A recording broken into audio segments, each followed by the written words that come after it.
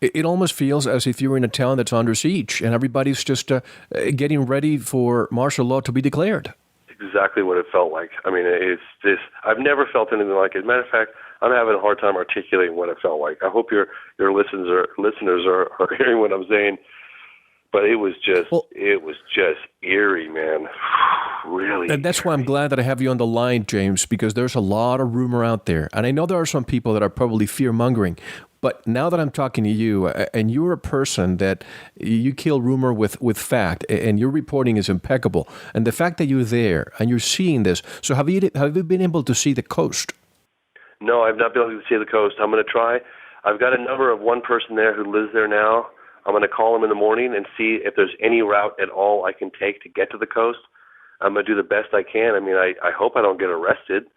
I mean, I'm going to keep I don't know. I don't know exactly how I'm going to go about it. I'm not going to go out there blatantly with my camera.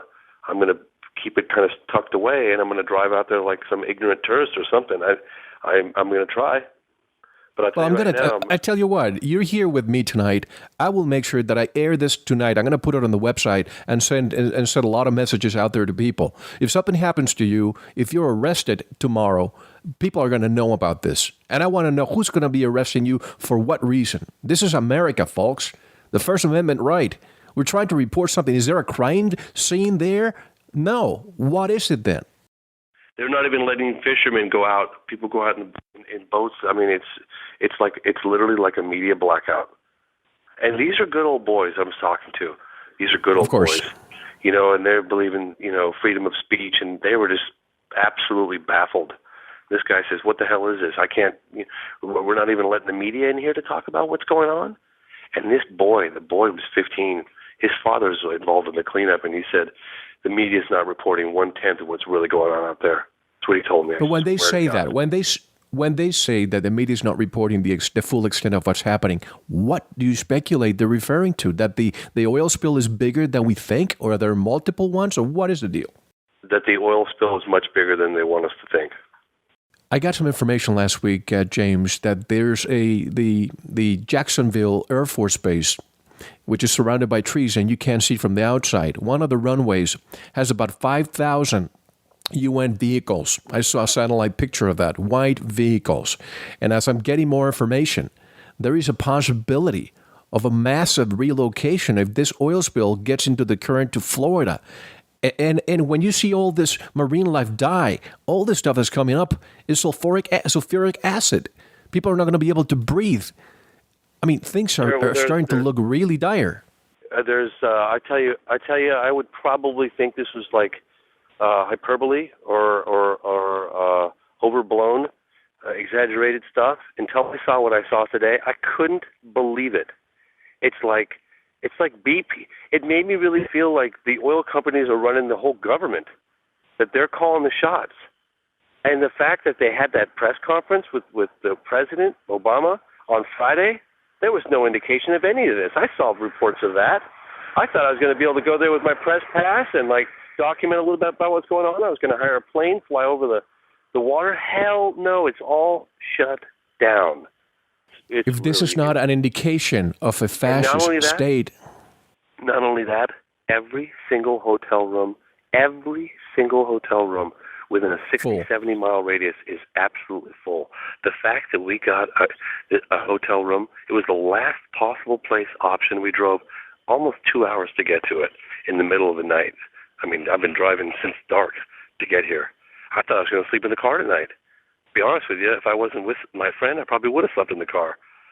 Do you see any media, any vans, any satellite vans anywhere around there parked everywhere for you to be able to talk to? I didn't see, and that's another thing. I felt like I was alone. I mean, I didn't go further in, but it was getting dark. I saw some police with lights pulling people over, and I saw lots of helicopters that said Chevron on them. It was like a whole fleet of helicopters and lots of activity, big trucks, moving equipment. I saw bulldozers. I saw bustling. It was just bustling with activity. But they were all kind of minding their own business, and I felt really observed, and I walked in this corner store, and I sat down, and nobody wanted to talk to me. And I started talking to the 15-year-old boy, and usually pretty good at getting people to, be calm and open up to me. That's like one of my only talents, and I'm telling you, man, it was really spooky. Really. Well, you have many talents, but James, if you have not to trivialize things, but if you have a medical condition and you go to the doctor and the doctor continues to misdiagnose you once, twice, 3 times, you change doctor. Why isn't the federal government finally telling BP, step out of the way, we're going to bring the Army Corps engineer or somebody else to help? Well, I mean, I think it's. I mean, look, I don't know for sure. I'm just telling you what my speculation is. And the feeling I got from the people I talked to was that this is a lot worse than what they want us to know about, and they're trying to keep that from the public. I mean, I guess they're using these chemicals to get the oil to seep down to these massive plumes. And I talked to somebody who flew over. Who was it? About a little over a week ago, who told me. I talked to. His name was Stephen Kennedy of Bioremediation Inc. And they flew over one of these plumes. I think they said it was like 20 miles long and a mile wide, and that was just one of them. 20 miles long and a mile wide. That was over a week ago. How many millions of gallons are going out every single day? And these chemicals are making things worse, not better. These dispersants. Here's another thing I've been hearing. Now, I've been hearing this. I can't say that I've talked to someone who's sick personally, but believe me, I've been hanging out with the locals. I've been trying to get as much information as I can, and that people are getting sick, and they're saying people can smell these toxic fumes, and they're saying that I guess BP's response basically is it's like seasickness or food sickness, which is absolute hogwash. People are smelling these fumes. I'm going to know a lot more. I'm here for 2 weeks, and I'm really going to stick my teeth into this one. I'm here for 2 weeks. I got a high-definition camera. I'm going to document as much as I possibly can. I'm going to do the best I can, Mel. I mean, but I tell you right now, Grand Isle is, I mean, they got that place on lockdown. I mean, I'm going to go back in the morning first thing, but I don't know I don't know what I'm going to get out of there other than I don't know. James, we're concerned about your safety.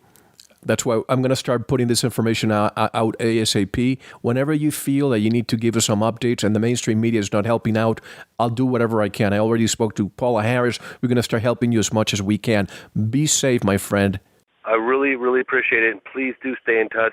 I will. I'll be putting. There's a Facebook fan page for I Know What I Saw. People can. I'll be putting some updates on there. I'll putting links to videos that I'm shooting out here. I'm trying to compress stuff every night when I get back to my hotel room and put these things on. I did one which I put a link on my Facebook page of an interview, a quick phone interview I did with a guy, bioremediation. But that's just the tip of the iceberg, the stuff that I'm, But let's do stay in touch, and I really appreciate you having me on, and I really appreciate your support. Whatever we need to help, all you need to do is let me know, okay? I will definitely do that, and thank you so much. It's been a pleasure to be talking to you tonight.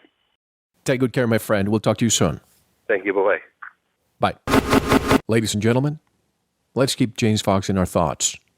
He will be there for 2 weeks, and I have made myself available to him at any time for any updates. Stay tuned by visiting our website, veritasshow.com. Until the next update, this is Mel Fabregas. Be well.